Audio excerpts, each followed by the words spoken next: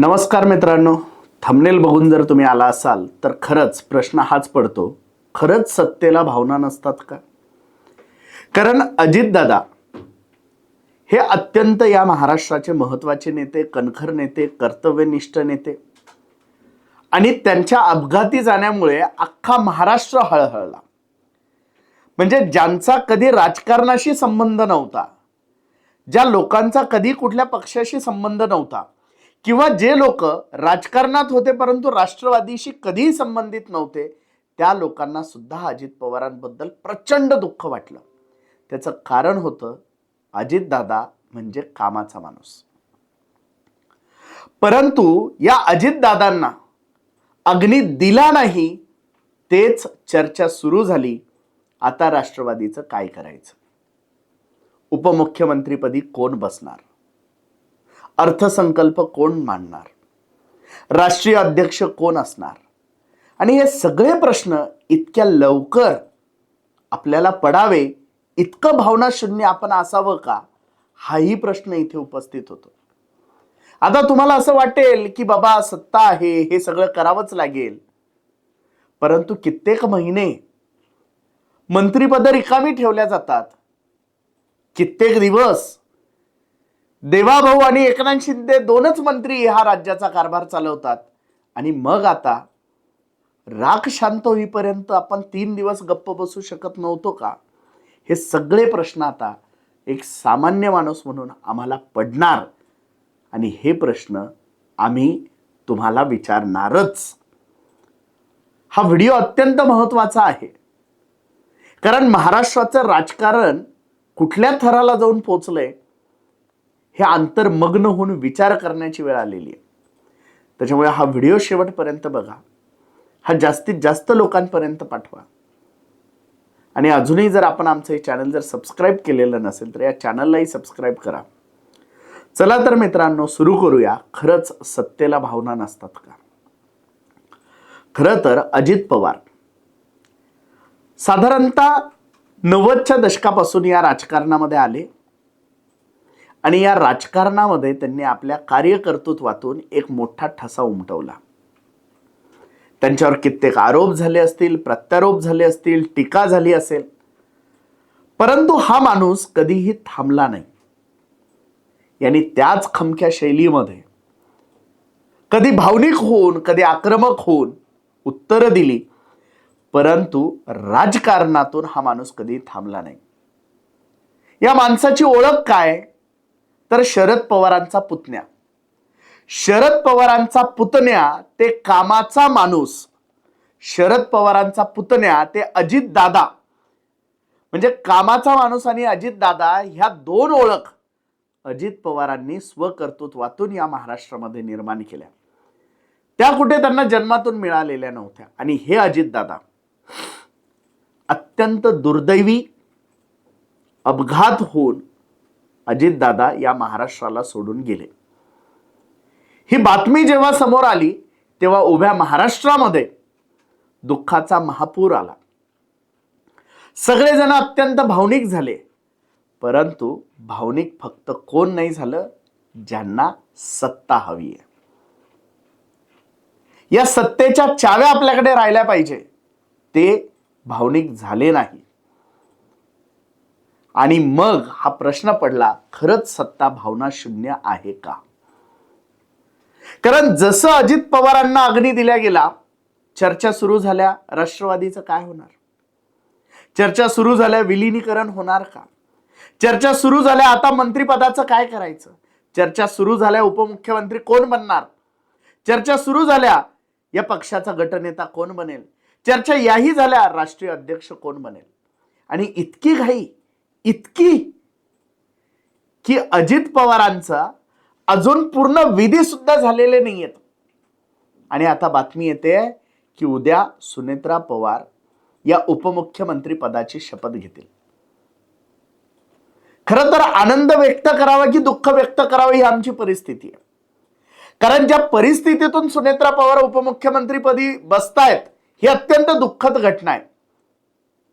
आणि महाराष्ट्राला पहिल्यांदा उपमुख्यमंत्री का होईना परंतु महिला भेटते याचा कुठेतरी एक आनंदही आहे. परंतु या आनंदाला जी किनार आहे ती अत्यंत दुर्दैवी आणि अपघाती आणि दुःखाची किनार आहे. आणि मग हे सगळं जेव्हा आपण बघतोय आज दिवसभरामध्ये, वर्षावरती बैठका होत आहेत, कोणी कुठे जातंय, कोणी मीडिया समोर काय बोलतंय, वेगवेगळे नेते वेगवेगळी उत्तरं देत आहेत. ज्या लोकांना स्वतःचं घर सांभाळण्याची लायकी नाही ते लोक पवारांच्या घराबद्दल बोलताय. ज्या नेत्यांनी चापलुसी करून पदं मिळवली, मंत्रीपद मिळवली, ते आता राष्ट्रवादीची काळजी करताय. ज्या नेत्यांची लायकी नसताना तिथपर्यंत पोहोचले, वेगवेगळे कारनामे करून, ते सुद्धा आता राष्ट्रवादीबद्दल आणि नेतेपदाबद्दल बोलताय. आणि याचं प्रचंड दुःख होतंय एक सामान्य व्यक्ती म्हणून. काही लोकांना तर याचंही दुःख होतंय की आपण दुःख व्यक्तच का केलं, कारण यांना त्याच्याबद्दल काही वेगळं वाटत नाही असं दिसतंय. आणि मग आता तुम्हाला असं वाटेल की का गटनेता तर नेमावंच लागेल, दुःख बाजूला सारून जनतेसाठी यावंच लागेल, उपमुख्यमंत्री बनवावाच लागेल. हे सगळं असं काहीही नाहीये. जर असं असतं तर एकनाथ शिंदे आणि देवेंद्र फडणवीस दोघच किती दिवस दोघच मंत्री होते या महाराष्ट्राला, सेटलमेंट झालेली नव्हती म्हणून. मग आता 10 दिवस थांबू शकत नव्हते. जर तेव्हा वाटाघाट्या व्यवस्थित झाल्या नाही म्हणून जर थांबत असेल आणि तेव्हा महाराष्ट्राच्या विकासाला काही फरक पडला नाही, तेव्हा महाराष्ट्राचं काय झालं याच्याशी यांना काही घेणं देणं नव्हतं, मग आता 10 दिवस हे थांबू शकत नव्हते. हा प्रश्न आम्हाला पडतोय.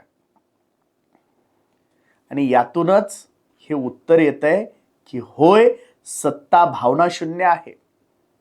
सत्ता आणि संपत्ती हे अत्यंत महत्वाचं आहे आणि त्याच्या पुढे भावना कामाच्या नाहीत, त्याच्या पुढे व्यवहार कामाचा असू शकतो, परंतु भावनेला इथे थारा नाही. व्यवहार म्हणजे मंत्रिपदाच्या वाटाघाट्या होत नव्हत्या तोपर्यंत 2च जण मंत्री होते या महाराष्ट्रात. जोर यांच्या वाटाघाट्या होत नाही तो राष्ट्रपती राजवट लागू असते या महाराष्ट्रात. जोपर्यंत यांचे सत्तेचे समीकरण जुळत नाही तोवर महाराष्ट्र वाऱ्यावर असतो. फक्त अजित पवार गेल्याने महाराष्ट्र वाऱ्यावर सोडता येणार नाही, अजित पवार गेल्याने आपल्याला थांबता येणार नाही, अजित पवारांसाठी आता आपल्याला मंत्रिपद थांबवता येणार नाही, ही या लोकांची भावना आहे. आणि यातून एकच स्पष्ट होतंय कुठं चाललंय हे राजकारण. सत्ता आणि संपत्तीचे गणित आहेत तरी कोणते नेमके या लोकांचे, आणि इतकी घाई का झाली आहे या लोकांना, जेव्हा की उभ्या महाराष्ट्राला माहितीये की हे महाराष्ट्राच्या विकासासाठी नाही, हे सगळं सत्ता आणि संपत्तीसाठी आहे, राजकारणासाठी आहे. महाराष्ट्राचा विकासच जर करायचा असेल तर आत्ताही करता येऊ शकतो. त्याच्यासाठी उपमुख्यमंत्री नेमल्यानंतरच किंवा अजित पवार यांच्या पक्षाचा गटनेता निवडल्यानंतरच होणार आहे असं काहीही नाही. मुळात उपमुख्यमंत्री पद हे संविधानातच नाहीये, हे ऍडजस्टमेंट म्हणून निर्माण केलेलं पद आहे. मग कुठलं पद आहे? अर्थमंत्री पद. बरं, सुनेत्रा पवार अर्थमंत्री पदावरती बसल्या बसल्या अर्थसंकल्प मांडता येणार आहे का? त्यांचा तो लगेच अभ्यास आहे का? त्यांची ती लगेच मानसिक तयारी आहे का? त्या लगेच दुःखातून सावरून हे करणार आहे का? नाही ना. मग फरक काय पडतोय 10 दिवस थांबलं तर? परंतु हे राजकारण अत्यंत नीच आणि भावना शून्य झालेलं आहे. आणि त्यामुळे इथे फक्त सत्ता आणि संपत्ती आणि व्यवहाराला महत्व आहे, भावनेला नाही. हेच यातून सगळं स्पष्ट होतंय. अर्थात सुनेत्रा पवार या उपमुख्यमंत्री पदी जर बसत असतील तर त्यांना उभ्या महाराष्ट्रातून शुभेच्छा, कारण त्यांच्या निमित्तातून मुख्यमंत्री पद का नसेना परंतु उपमुख्यमंत्री पद एका महिलेला या महाराष्ट्रामध्ये, या पुरोगामी महाराष्ट्रामध्ये मिळणार, याचा आम्हाला अत्यंत आनंद आहे. फक्त त्याच्या मागचं हे जे राजकारण आहे, जे गचाळ राजकारण आहे, ज्याला आपण ओरबाडण्याचं जे राजकारण आहे, अत्यंत हिंस्र प्राण्यांसारखं हे जे राजकारण आहे, याला मात्र आमचा दुरून नमस्कार आहे. हा व्हिडिओ जास्तीत जास्त लोकांपर्यंत जरूर पोहोचवा. अजूनही जर आपण आमचे चॅनल जर सबस्क्राईब केलं नसेल तर या चॅनलला नक्की सबस्क्राईब करा. धन्यवाद.